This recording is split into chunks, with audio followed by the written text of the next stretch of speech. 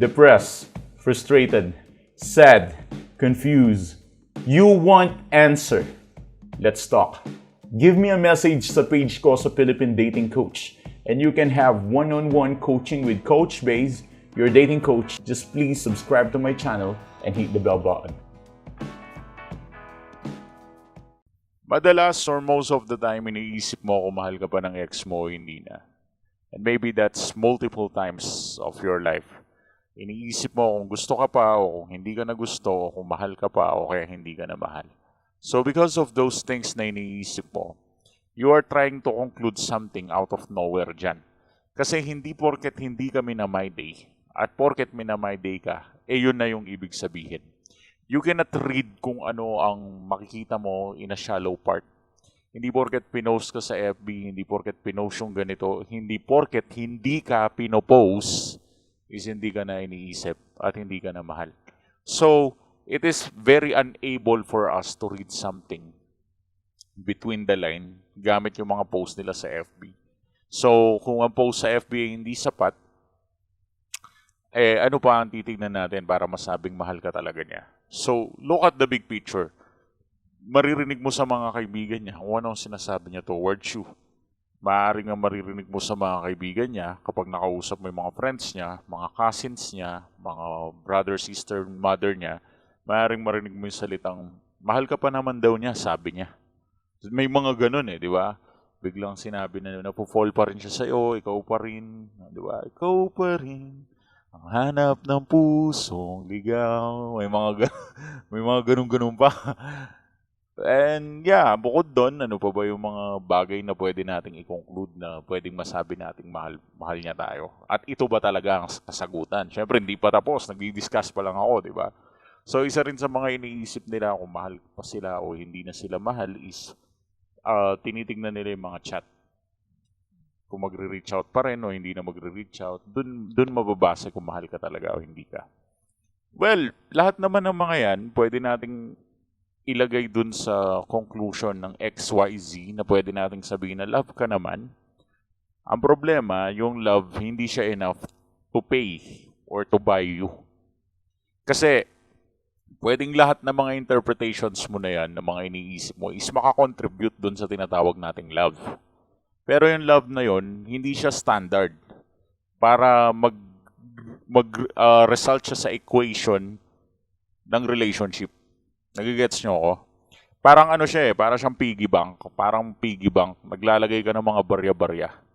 Sa sobrang dami mo nalagay na barya, binasag mo yung piggy bank. Ang laman ng piggy bank is 5,000 na. Sobrang dami mo na nalagay, 5,000 na.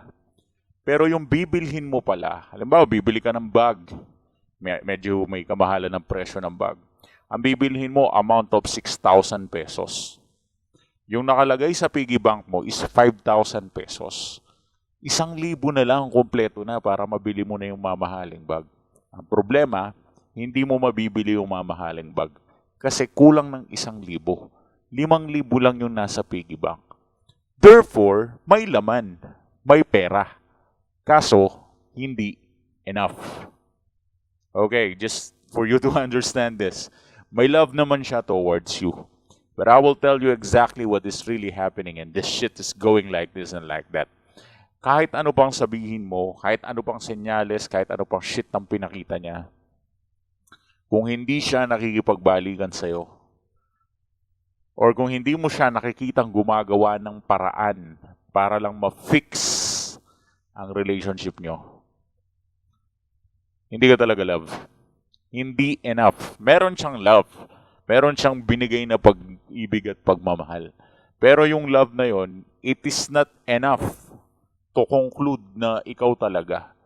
Hindi enough yung love na yon. Dahil ang love talaga kayang lampasan ng fear. Kayang lampasan ng takot. Kayang lampasan ng mga bagay na bumabagabag sa'yo, kumukonsensya sa'yo. Kaya niyang higitan yun. Ang pag-ibig, ang tunay na love, kaya kang ipaglaban. Ngayon, kung sa simpleng away lang or sa pinagpalit ka sa iba, hindi ka talaga pinaglalaban in the very first place. Ano gagawin natin? Iyak na lang tayo. Sige, iyak ka muna. Busin mo iyak mo kung gusto mo. Sawa ka. Sige, yan. Pag nalunod ka na sa luha mo, gusto kong bumalik ka sa bangko mo and think about it. na kung talaga mahal ka ng tao na yan, it should be enough. Pasok doon sa standard para magkaroon ulit kayo ng relationship. And how to do that? How can you do that? Give him or give her a time of realization kung mahal ka talaga niya o hindi ka niya mahal.